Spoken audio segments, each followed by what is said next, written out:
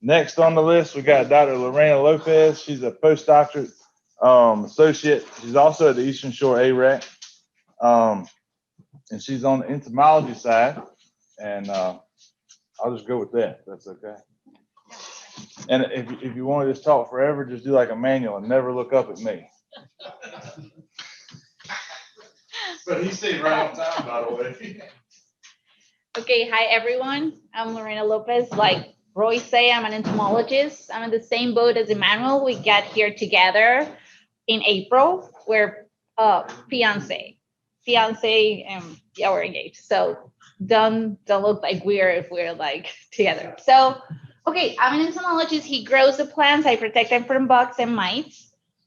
And since I got here really recently, I was also in Florida. There, I was working with pest management in vegetables, in strawberries, and I had a lot of experience in mine management and working with predatory mites and integrated pest management. So Jayesh and Emmanuel already covered a lot of ground in strawberry production. So I'm just going to jump ahead in pest management stuff. So I'm going to talk about incident mine management. I'm going to talk about integrated pest management, and that's basically an ecosystem-based strategy that combines and integrates different pest management techniques, including habitat manipulation, cultural practices, biological control, and of course, the use of pesticides.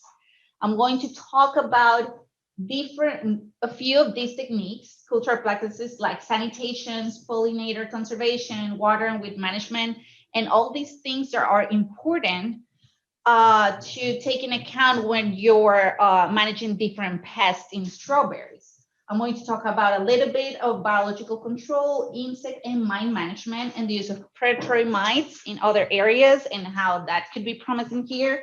And I'm going to, through the entire presentation, focus and remark the importance of monitoring. So I just want to start with like a quick snapshot of the strawberry pest. I'm pretty sure you know more about this pest that you're encountering in the field. But this is just to show you pretty much a summary of the pests that you can find in your field based on the different stages of the crop. And down here, you can see the months of the year and also the monitoring efforts that are recommended based on the stage of your crop. So as you see, in the planting time around September, October, there's not much that you could like worried about. But as you see, spider mites can be found pretty much around the entire season. If you, let's say you plant mid-September, they can be found 3 to 4 weeks after you plant. So they're very problematic. Other than that, you start seeing other pests around early spring in February and March. You can start seeing clipper, weevil, spider mite, aphids, and then after that, you can find cyclamen mites, some thrips, sap beetles, and at the end, pre-harvest and harvest, you'll find sap beetles, lygus bugs, and spotted wing Drosophila. I'm not going to talk about all of this.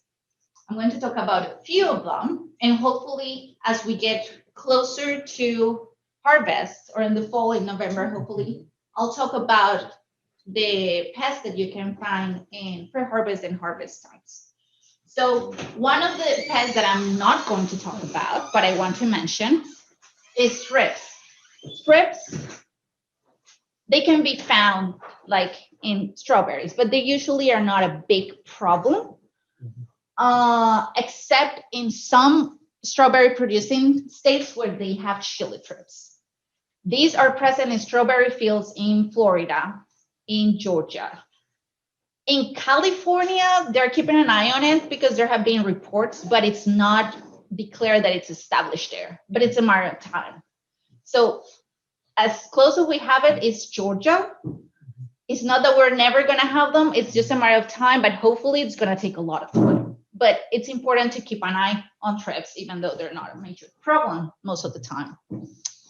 Okay, so let's start talking a little bit about these pests. I'm going to summarize a few pests, and then at the end, I'm going to talk a little bit about pesticide options. and some pesticide alternatives.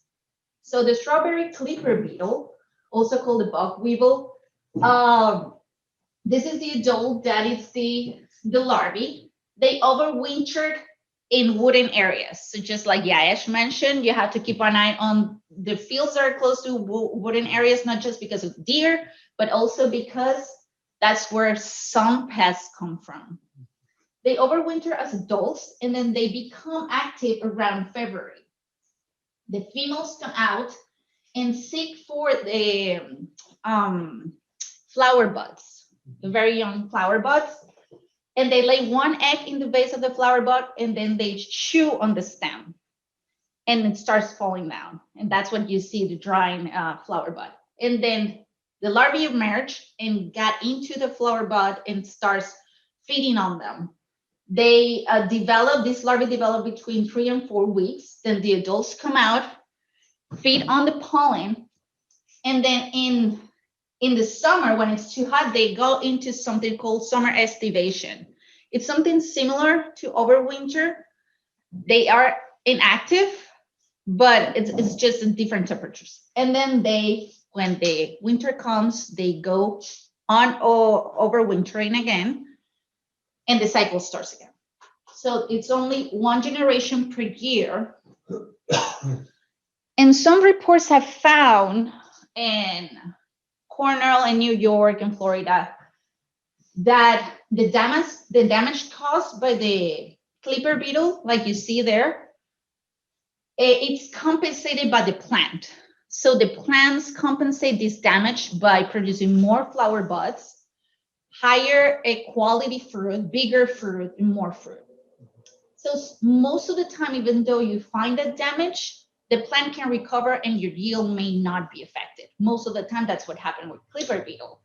Also, the damage threshold, the economic threshold is really high. When I talk about economic threshold, it means the number of mites or the number of insects, or in this case, the number of damaged bugs at which you need to take action, either release biological control agents or apply pesticides. The threshold for this clipper beetle is 15 damaged bugs per 3 feet. That's actually pretty high.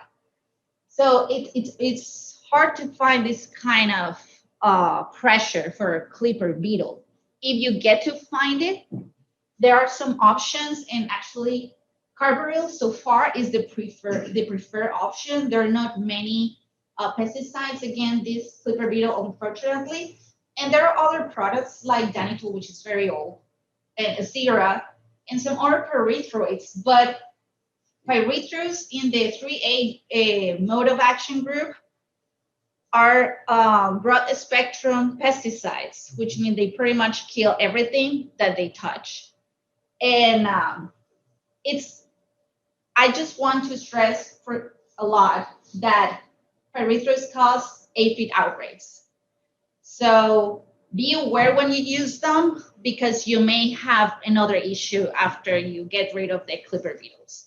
So that's one point. And now aphids. Aphids, it's an aphid complex, which means you can find several aphid species on your field.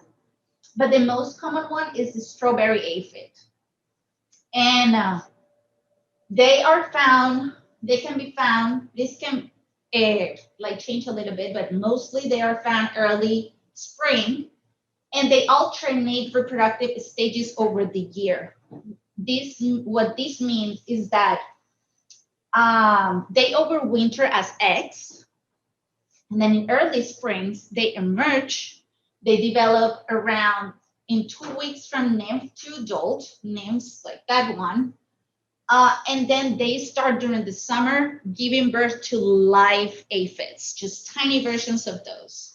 And during the entire summer, they start doing that because the conditions are optimal for them to reproduce very rapidly.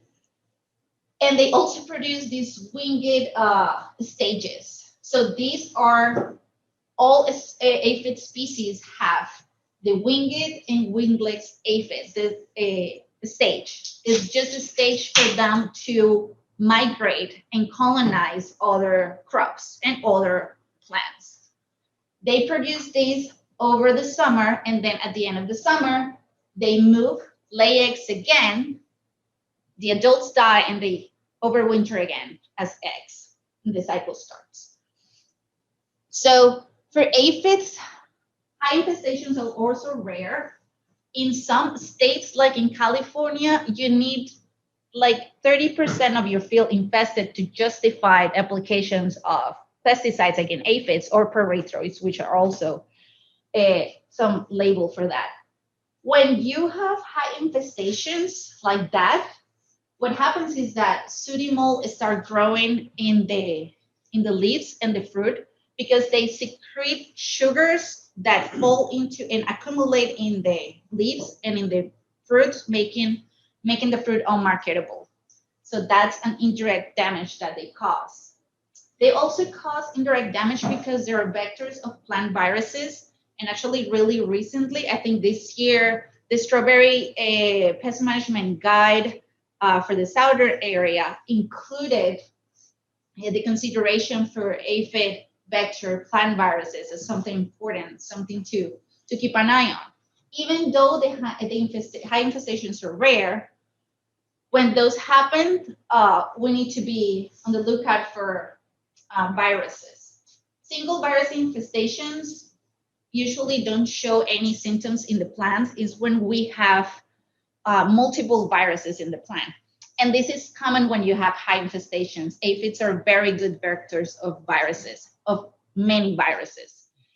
And so it becomes problematic for people that has 2-year or 3-year plantings because it gives it the time to develop all these viral diseases. And also when the plants are infected from the nursery, that's also problematic because even for 1-year plantings, you can have multiple viruses when you get them from the nursery stock. So it's very important for you to get your plantings from disease-free and pest-free certified nurseries. And again, be aware of using pyrethroids for aphids. I'm going to talk about another products in a moment. Now, sap beetle complex. I've had questions about sap beetles. I know these are found in the pre-harvest and harvest, which is far from now, but I wanted to address some of the questions. So it's a group of different sap beetle species, but the more common one is strawberry sap beetle, which is that one right there. They overwinter as adults in the wooded areas as well. And then around April, when the fruits start to set, the females are attracted to the ripened fruit and over ripened fruit, and they come out, lay their eggs in the fruit, and then the larvae starts feeding on the fruit. Also, the adults can feed on the fruit, making holes on it. They can feed on the flowers, and they can feed on the flower buds as well. Then the larvae, when it's developing the fruit, just drops on the soil, pupates, and then the cycle starts again. Adults emerge. As I mentioned, they can cause direct or indirect damage. Direct damage when the adults or the larvae feeds on the fruit. Indirect damage when they feed on flowers, when they feed on flower buds. So in this case, for this pest, sanitation is key. So you see, sanitation, monitoring is key. And monitoring and sanitation is important for all the pests that I've talked about before. In this case, like Jayesh mentioned, it's very important to plan ahead the area that you're going to have, because it's important that you can pick the berries before they become overripe. If you have a lot of overripened berries out there, these guys are going to have a feast, and they're going to be happy, and you're going to have them everywhere. But it's important to remove them, so you plan ahead so you can do that.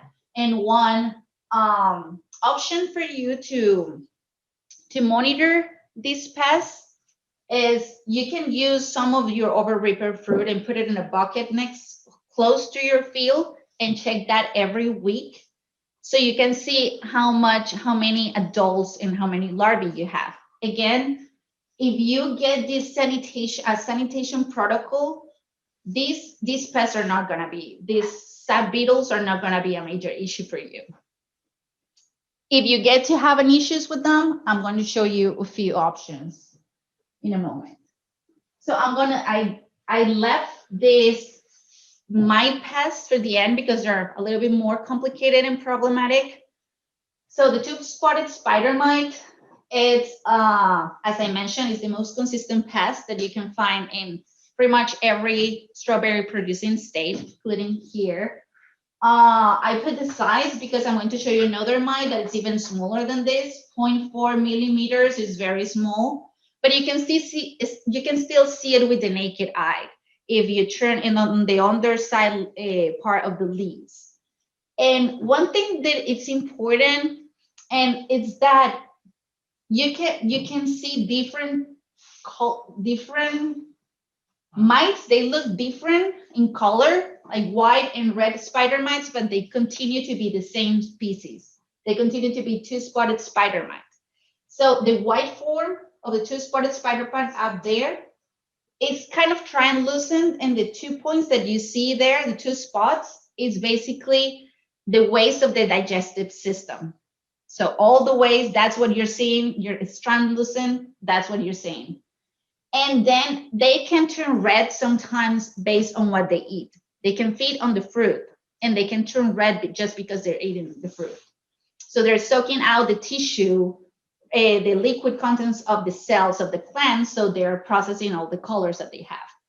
But there's also a change in color for the overwintering females that turn red when winter comes. I don't know exactly what the process is there, but these two forms continue to be the same species. Hot and dry conditions are optimal for spider mites, and also it's very important to monitor the edges or things or areas close to the road because they love dusty plants. So they will go there and they will proliferate in those dusty areas as well. They take around 2 weeks from egg to adult, so they reproduce really rapidly. And the adult's lifespan is 2 to 4 weeks. And in that time, the females lay hundreds of eggs. The injury that they cause is a stippling pattern. So basically a bunch of white spots that with time turn into yellow spots. So like you see in that leaf, you could easily find something like that under that leaf. So that's a bunch of mites. It's not really hard to see, but that's a bunch of mites, a lot of frass, a lot of sheds, the white sheds that they leave behind when they molt. And they're all taking out the liquid contents. So that's why it explains all the white dots that eventually turn yellow like that. There are different thresholds for this pest, and it's based on the stage of the crop. So because if you have a spider mites early in the fall, early in the season, that's going to be problematic in the long term. So the threshold, again, the number of mites in this case at which you need to take action to avoid economic damage, it's going to be lower in the early stages of the season. So for fall, the threshold is 20 mites for trifolded. Trifolded is that leaf that you see right there. In spring, 30 mites for trifolded, and at harvest, it's 60, just because at harvest, the plant can withstand more of the damage of the spider mites. There are many miticide products available for this pest, but they can quickly develop resistance. So rotation is very important for all pests, and especially for this one. Predatory mites can be used successfully to suppress two-spotted spider mites. That has been used in a lot of strawberry producing states, and I'm going to talk about that in a bit. The cyclamen mite. This is a very complicated mite. It's even smaller than the spider mites. It's 0.3 to 5 millimeters. Is very small. The spider mites, you can see them with the naked eye. This one, it's very hard to see them. It will be like, if you're trained for years to see these mites, you might be able to see them. And if it's a very high infestation, but they're just tiny. And as you see, it's even hard to take pictures of them. So they take about 3 weeks to develop from egg to adult. We actually had some issues with this cyclamen mite this past season here in Virginia, and also in North Carolina, also in Florida. This year there was a high outbreak, major outbreak around the strawberry states of this cyclamen mite, and it doesn't show up every year, but once they show up, they're very problematic. So it's important that you check your transplants, because once the plants grow, they establish in the new folded leaves in the crown and base of the plant, and they're very hard to see. They're very hard to reach. And checking the transplant is the best thing you can do, and also buying transplant that are certified pest-free, because most of the time they're coming from the nursery stock. That was the case last year. And you have the option, actually the nursery should do this treatment against not only cyclamen mite, but also spider mite infestations. They should certify that they do hot water treatments. But if you have the option to do this when you get your transplants, it will be ideal too. So the hot water treatment, that it's proven to be effective to kill the cyclamen mite, is you submerge your plants, your seedlings, in 111 Fahrenheit, no longer than 10 minutes, and that will get rid of your cyclamen mites. And also the same for any containers that you're using to transplant, to move these plants. There is a very old threshold from North Carolina that says that if you find cyclamen mites in 1 leaf out of 10, you should treat. But again, it's very hard to reach these mites where they are in the grown plants, in the vase, in the crown, in the vase of the plant. So, and by the time the symptoms appear, which is crinkled plants and crinkled leaves, like you see here, very stunted plant, that's very bad infestation with cyclamen mites.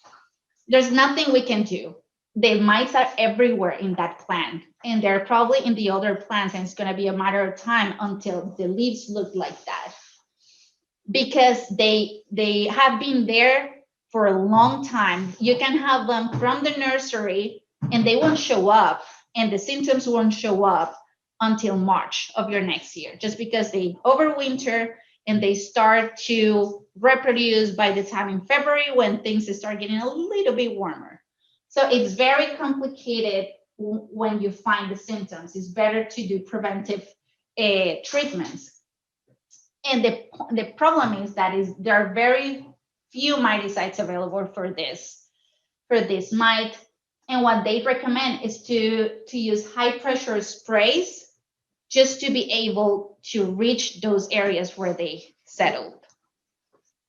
So these are some of the insecticide and miticide options that you can find that I'm pretty sure you have used for all the pests that I mentioned, and not only the ones that I talked about, but the other ones that I showed you. I'm not going to get into details for this table, but there are a few messages that I want you to take home from this table. So first, the plus signs are not a level of efficacy. They're just if they are labeled or not for that pest in the top. And then the asterisk indicates products that are toxic to pollinators. So you can still use it, but it's better that you time properly when you're applying these products, hopefully at the end of the day when there is less pollinator activity. And then one thing that I spoke with a couple of extension agents recently. Is that Brigade? It's labeled for a lot of the pests that you can see in strawberries and spider mites too. But this is a pyrethroid and can cause aphid outbreaks, and also has been proven to cause spider mite outbreaks. So you can apply it and your plants look clean, because I've seen the fields clean and then in a few days, the spider mites explode. So beware when you use Brigade. Also, the 3A, as I mentioned, they're all pyrethroids. Aphid problems, pyrethroids, aphid problems. So beware of that. Actually, last week when I was giving this presentation in another area, one grower told me, yes, I apply pyrethroids in my high tunnels, in my strawberry high tunnels, and now I don't know what to do with aphids. So it's something to keep in mind. It's very problematic. There are other options to apply for the different pests that won't cause these issues.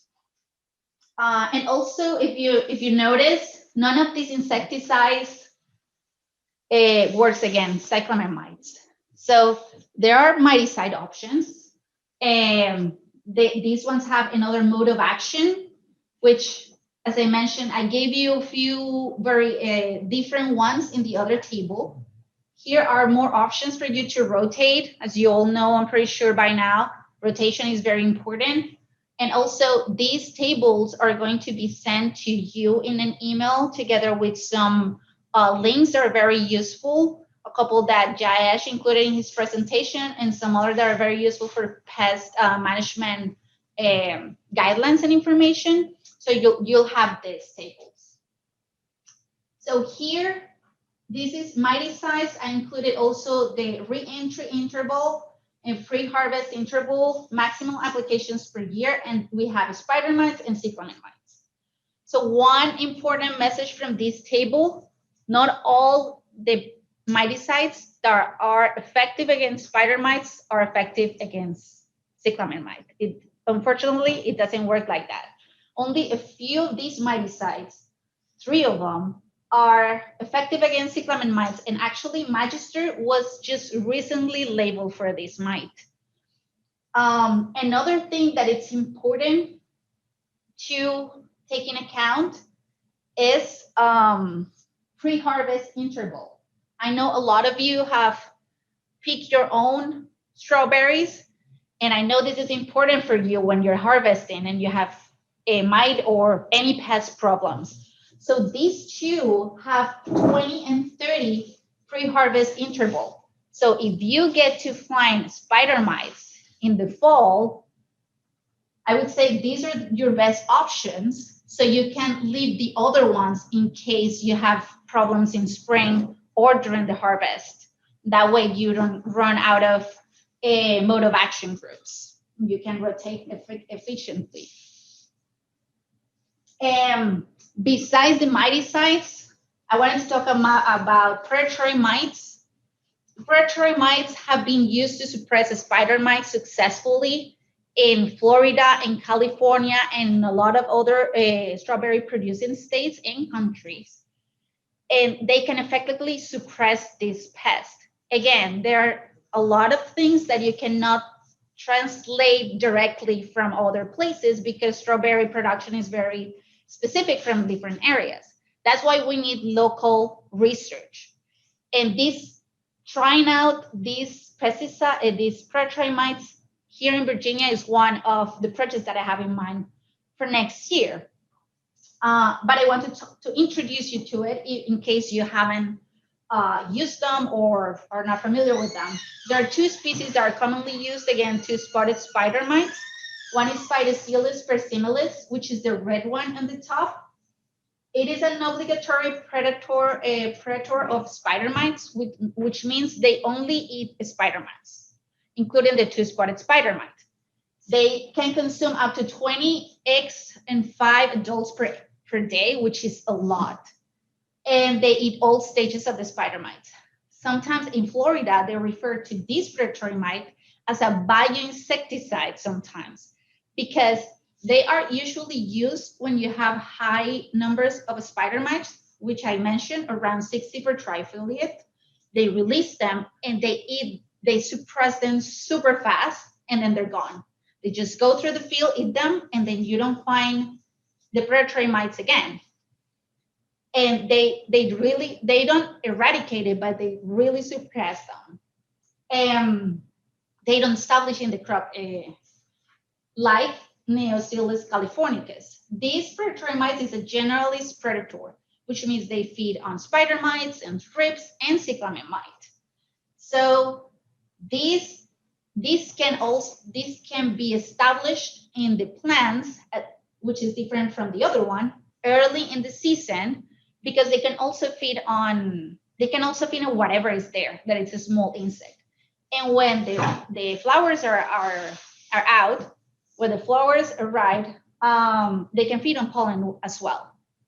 So they can establish there for a long time, and they can go after the cyclamen mite in those crowns where we cannot reach with pesticides. So they can help us. They can help you preventing cyclamen mite outbreaks. They can be found in different formulations. This is just an overview of different ways to use these predatory mites. Basically, what has worked best for me is to release the bran, which comes mixed with the predatory mites on the plants. But there are different formulations. You can find them in sachets that you hang on the plants every few plants. There are lines that you just put around in the bed or on top of the plants. There are different kinds. And if you want to know more about this, or if you want to try it in a small area and see how it goes, just contact me and let me know, and I can walk you through it. I can work with you. And one important thing is, if you want to try this eventually, choose trustworthy providers. I've had very bad experiences with providers, biological control providers. Sometimes they deliver the predators, they're dead. Half of them are dead. Sometimes they are parasitized. You can count on a lot of things that could happen with these predators. They're very, very important to know what providers. For me, Copper and BioBest have worked very well. And this is just an example of the rates that they recommend for different infestation levels. What I will try to do in the future is just establish them early, because the point is not to release a bunch of these mites and just every time, because that will be expensive. So what we want is to maintain the pest management cost, or even reduce it if it's possible. As I mentioned, the advantages is to reduce the insecticide use, not to replace it. This could help you delay the start of your miticide options, or even sometimes use it together with them. There are products like Canimite that are very safe with some of these predatory mites. As I mentioned in a few parts of the presentation, monitoring is very important. It's the backbone of all pest management. That will help you make the decisions of what to apply, when to apply it. When you have predatory mites, it's a little bit of a different story, but it's always important, if you have wooded areas around your crop, that this is important. And here's an example of systematic sampling of different patterns that you could use in your fields to maximize your monitoring efforts and your resources in people, in time. Also, try to follow the economic thresholds, if any. I know there are not economic thresholds for all pests or in all areas, but if there are, it's ideal that you follow this to make your decisions when to treat. And also, as I mentioned, the thresholds can change depending on the pest management strategy that you choose. So in the case, if you decided to try biological control with predatory mites, you will usually have to release them earlier. So when you have fewer insects or mites mite pests in your field, just because they take a little bit longer to reduce those pests. Whereas if you use insecticides, the threshold will be a bit higher, just because you can tolerate that, because by the time you apply, they're gonna die there, or just a couple of days until they start dying. And again, this, as you go until dormancy time till January, twice a month should be enough for monitoring, unless you notice spider mites. After that, ideally monitoring weekly is the best option. Upcoming research, as I mentioned through the presentation, I just got here, so this is what my plans are, which is evaluate newly registered low-risk miticides, which means with low risk is they're low risk for the people that it's applying the pesticides, for natural enemies, pollinators, water resources. And this will be for control of cyclamen mites and two-spotted spider mites. Tetracurb, it's these two, Tetracurb and Organic Shield, were registered in the last 2 years. Tetracurb, it's a mix of different oils, plant oils, and Organic Shield, I think, is sucrose esters. These are not only labeled for mite pests, but also for some of the insect pests that I mentioned. And what I found interesting about these two products is that they have pre-harvest intervals of 0 days, which is very important when you have pick your own farms. I'm going to evaluate the compatibility of these products with predatory mites and see and evaluate the combined effect of releasing predatory mites with these products and also other products that you're already using. And I'm going to evaluate the economic advantage of these strategies, not only in mite pests, but also in other insect pests. And one of the main goals for me, in like starting right now, it's to create an advisory panel focused on promoting these pest management strategies and strawberry fields in your farms, and to have work closely with you, so you can give me feedback on what I could do, what research will be valuable for you to solve these pest management challenges. So this will be a two-way communication, and starting with this kind of meetings, it's going to be very important to continue this path into developing tools for you. And to summarize, as I mentioned, monitoring, very important. Aphid, thrips, and clipper beetles rarely reach the economic threshold. And if you do, there are a few options that you can rely on. Pyrethroids, aphid outbreaks, and also spider mite outbreaks in the case of brigades. Two-spotted spider mites, that's the one that you have to keep an eye the entire season pretty much. And again, predatory mites can be successful. Local research is what I'm planning to do to prove, yes, this work, or no, it's better suited for Florida and California.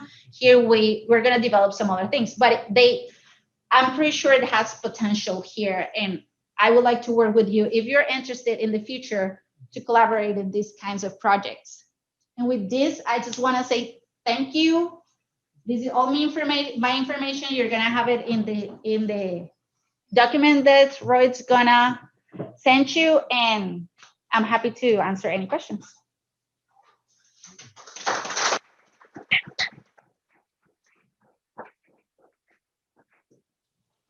Any questions? Good, yeah, go. All right, I'll go first. So you mentioned earlier a couple times for applying the predatory mites, we're talking about in spring. No, so spraying the predatory mites? You mentioned applying them early. Okay. What is early? Releasing them early.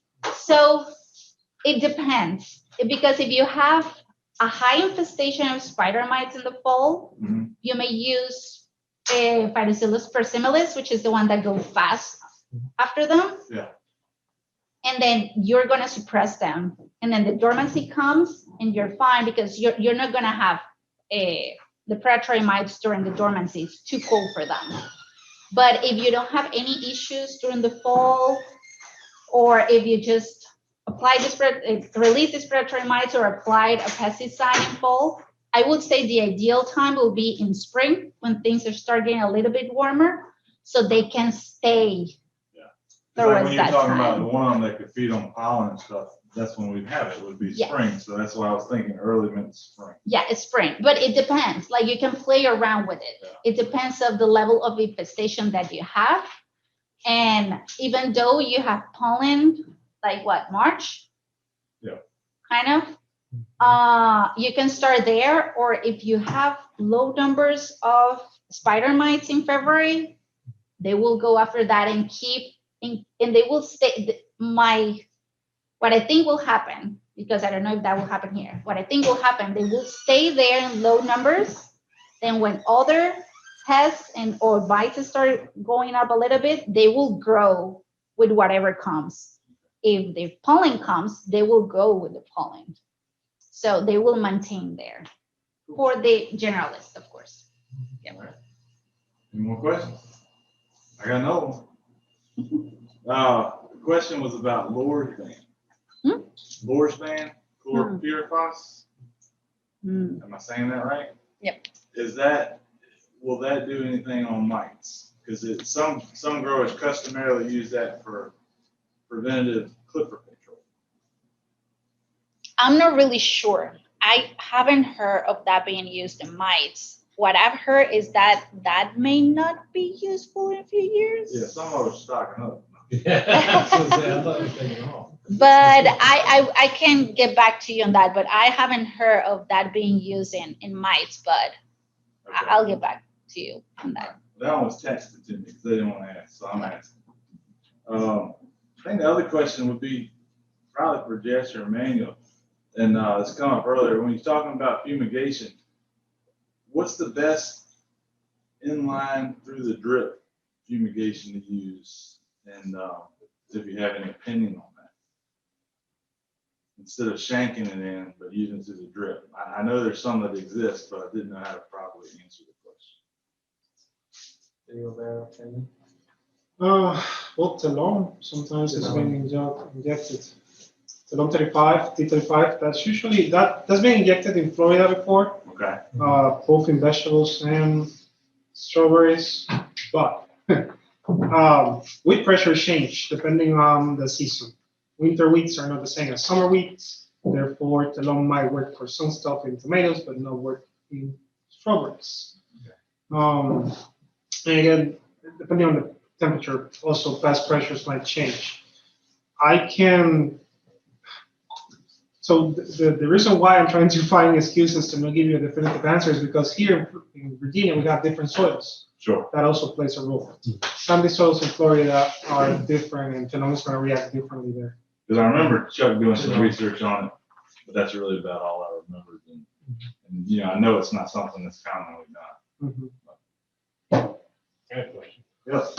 I noticed that when Joe asked about, basically we're talking that, North Carolina or anything, if you don't do your soil samples or whatever, and you send it off, that basically you're talking about a 60-60-60 starter fertilizer type program on the strawberries. But according to the initial research and everything was showing that around between 30 and 45 pounds of nitrogen seem to do better than the higher amounts of nitrogen. So my question is what is the nitrogen source are they looking at? Are they looking at a slow release nitrogen with the regular, I think it's urea nitrogen? And then more importantly, I would like to see more research on as far as the potash, because basically you're calling between a 60 and 120 pounds of potash. When is that